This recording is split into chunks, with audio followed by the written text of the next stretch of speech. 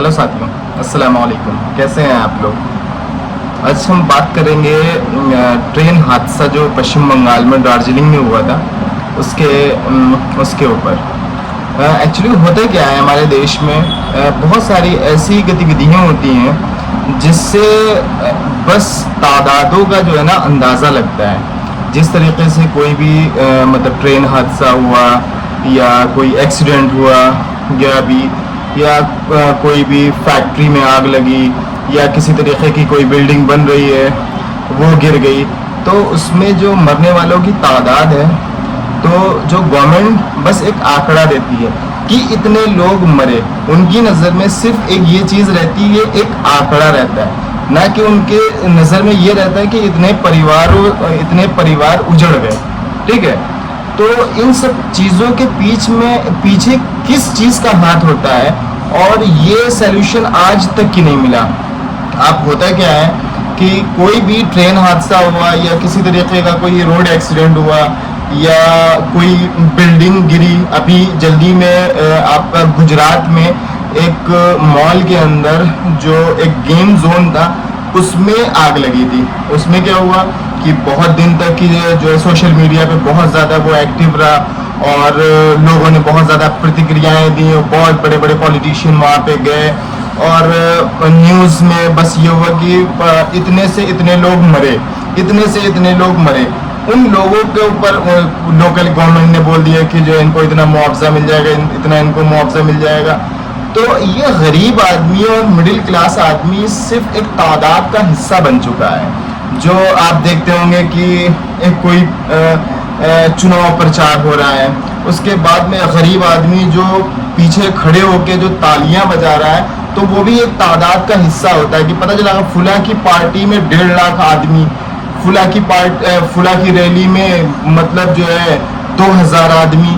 तो जो ये तादादों का मसला चल रहा है, ये तादादों का मसला कभी ख़त्म नहीं होगा।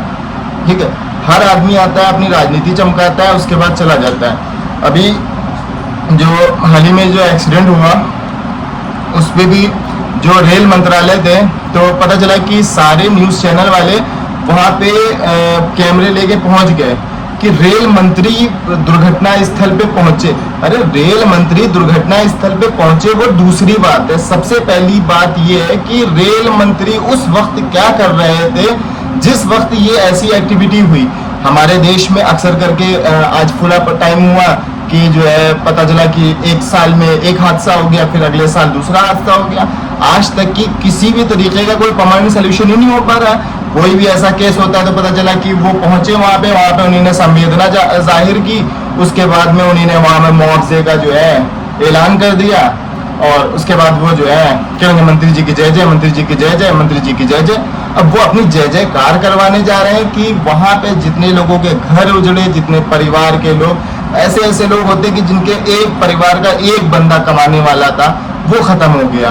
अब उन्होंने 2 लाख रुपए का या 5 लाख रुपए का या 20 लाख का उसको मुआवजा दे दिया, तो उसके बाद उसका परिवार कैसे चलेगा?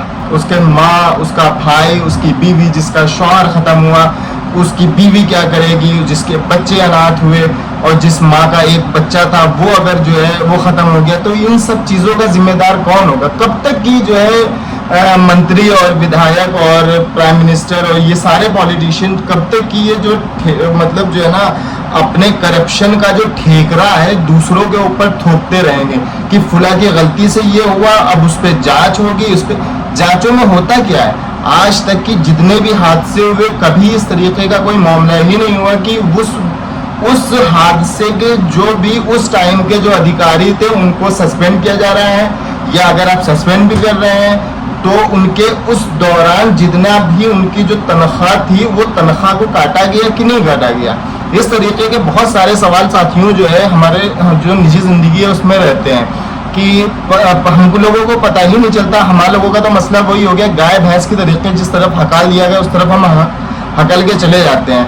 तो इस तरीके के जो ये पॉलिटिशियन हैं और ये सब चीज़ें हैं ना, ये सब कभी बाज ही नहीं आते। इन सब का मसला क्या होता है कि वही है कि अपने राजनीति को चमकाने के लिए और अपने इसी तरीके की एक्टिविटी करने के लिए ये जो है मौके का इस्तेमाल करते हैं और वहाँ पे जाके मतलब वाहवाही में ये फुला आदमी को इतना मुआवजा दिया जाएगा और इनके साथ में ये हुआ और मुझे बहुत ज़्यादा जो है ना उनके परिवार वालों के सहानुभूति है, ये है वो है, इस तरीके के जो है मतलब जो है चुनावी भाषण दे के चले आते हैं, उसके बाद में भुगतना तो हमें आपको पड़ता है। तो साथियों, अब आपको इस तरीके के जो प्रोटेस्ट करना है वो इस तरीके के करना है कि आपको परमानेंट सॉल्यूशन लेना है कि ये जो एक्टिविटी हुई आप लिखित में दें कि इस तरीके का हादसा दोबारा नहीं होगा, या इसमें जो जो फेलियर आया है वो आइंदा फेलियर नहीं आएगा, तब हमारा देश और हम आप सेफ रह पाएंगे। वरना साथियों, इसी तरीके से हर एक गरीब आदमी जो टैंक के अंदर सफाई कर्मचारी सफाई करता है, पता चलता है कि वो अंदर डूब के मर गया। तो इस तरीके की जो एक्टिविटी रोज हो रही है, इन सबको हमको बचना है, और आप खुद समझदार हैं तो आप इस पे खुद स्टेप लीजिए, और गवर्नमेंट कोई भी हो उसको आईना दिखाइए। जय हिंद साथियों, फिर मिलेंगे नेक्स्ट वीडियो के साथ। आपको अगर हमारी बात से आप सहमत हो तो हमारे चैनल पे जाइए, खूब लाइक करिए, शेयर करिए और हमारे जो चैनल को सब्सक्राइब करें। जय हिंद सर।